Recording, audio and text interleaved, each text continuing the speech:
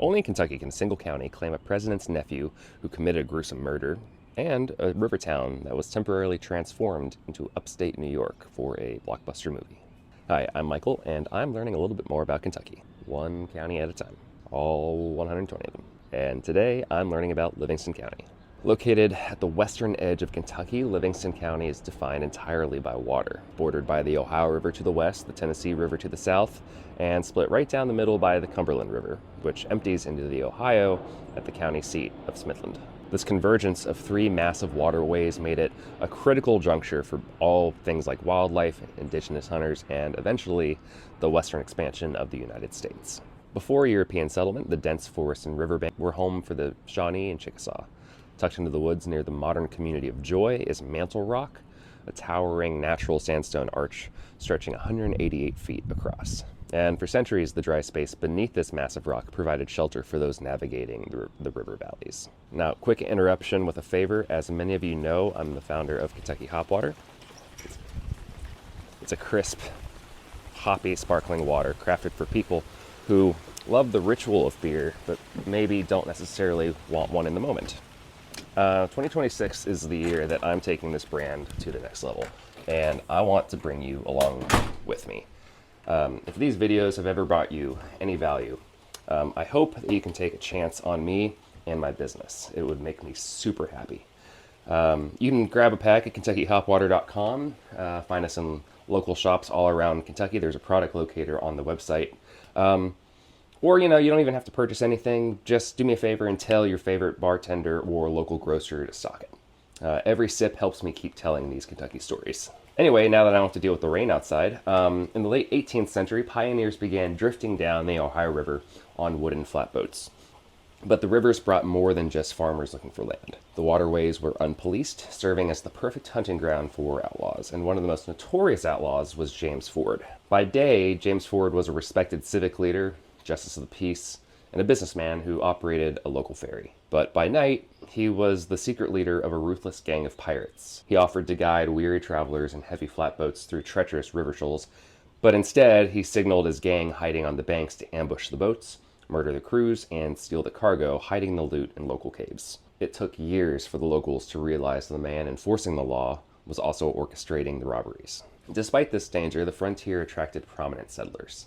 In 1798, the population had grown enough that the Kentucky legislature formed Livingston County as a Christian county. They named it after Robert R. Livingston, a founding father who helped draft the Declaration of Independence and negotiated the Louisiana Purchase. Livingston was also famously partnered with Robert Fulton to finance the New Orleans, the very first steamboat to travel down the Ohio and Mississippi River in 1811, an innovation that permanently transformed river towns like Smithland into vital exchange centers. That same year in 1811 brought terror to the county in two different forms, mostly on the same night. Lucy Jefferson Lewis, the sister of President Thomas Jefferson, had moved to a plantation called Rocky Hill near Smithland.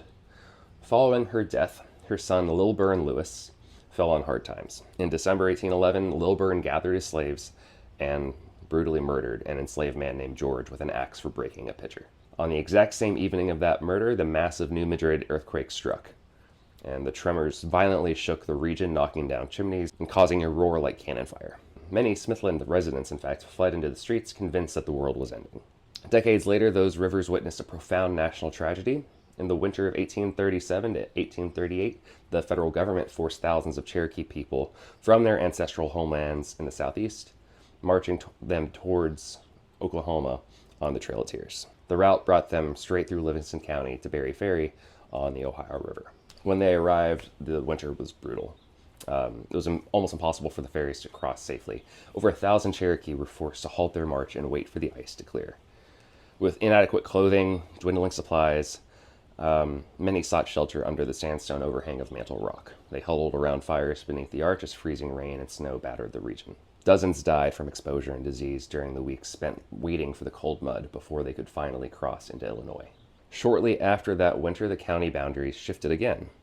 In 1842, Crittenden County was carved out, and Livingston County seat was moved to Smithland. Sitting right at the strategic junction of the Cumberland and Ohio rivers, Smithland grew into a bustling steamboat port. Travelers moving between Nashville, St. Louis, and New Orleans stopped here to trade and rest, And so Smithland developed a reputation as a brawling river town full of unsavory characters, though it eventually settled into a busy port with taverns rumored to house secret tunnels for escaping slaves. One of the oldest surviving structures in the area is the Gower House. It's a brick inn built on the riverbank around 1780. While in 1845, the famous dime novelist Ned Buntline lived at the inn listening to the frontier stories that he would later spin into legends of the American West. When the Civil War broke out in 1861, the border states fractured. Livingston County was heavily pro-Confederate, but the Union Army recognized the strategic value of the rivers.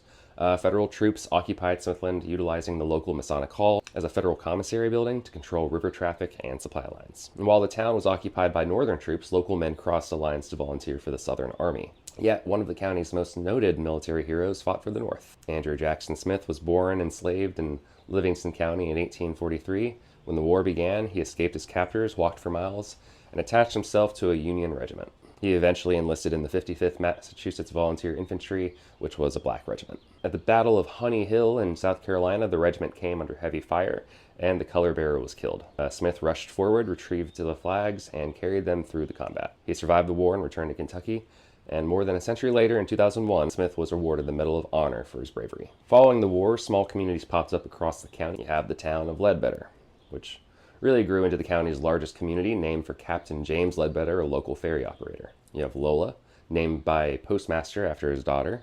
You have the tiny community of Joy, where postal authorities accepted the name solely because it was short and easy to write. And you have Berna. When it came time to name the local post office, the town held a contest. A young girl named Berna submitted her own name. She won, and the town has been called Berna ever since. The most ambitious town in the county sits in the south. In 1890, a wealthy Bostonian named Thomas Lawson arrived with a grand vision.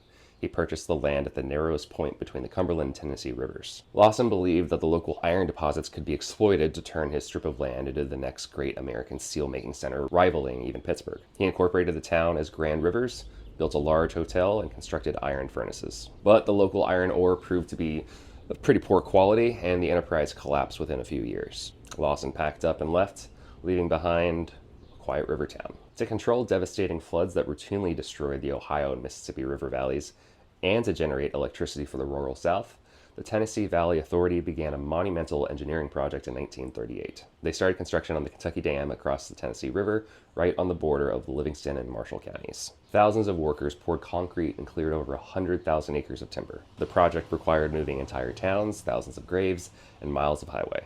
When the gates finally closed in 1944, the dam held back the waters of the Tennessee River to create Kentucky Lake, the largest artificial lake by surface area in the eastern United States. Decades later, the Army Corps of Engineers built Barkley Dam across the neighboring Cumberland River, creating Lake Barkley. The land trapped between these two reservoirs was designated as the Land Between the Lakes National Recreation Area. It's a 170,000-acre peninsula of protected forests, wetlands, and historic sites. The creation of the lakes shifted the county's entire economy.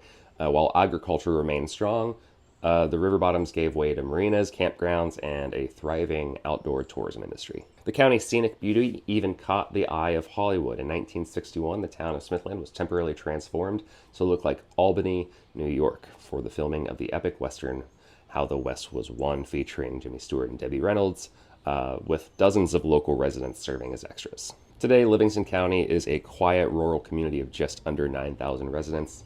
The landscape is dotted with family farm raising cattle, corn, and soybeans. There are no large cities here. The county seat of Smithland has a population of just over 200 people. The tiny village of Carsville, sitting quietly on the Ohio River, has fewer than 50 residents. For decades, Livingston operated as a dry county, prohibiting the sale of alcohol, but in 2016, recognizing the economic reality of their tourism sector, the citizens of Grand Rivers voted to allow alcohol sales. This made it an oasis for boaters and tourists visiting the lakes. While the rest of the county maintains its dry status, visitors flock to Grand Rivers for events like Bluegrass Brew and Barbecue Festival and Patty's Festival of Lights, which is an enormous winter display featuring over 1.5 million Christmas lights. So, that's Livingston County. What'd I get wrong this time?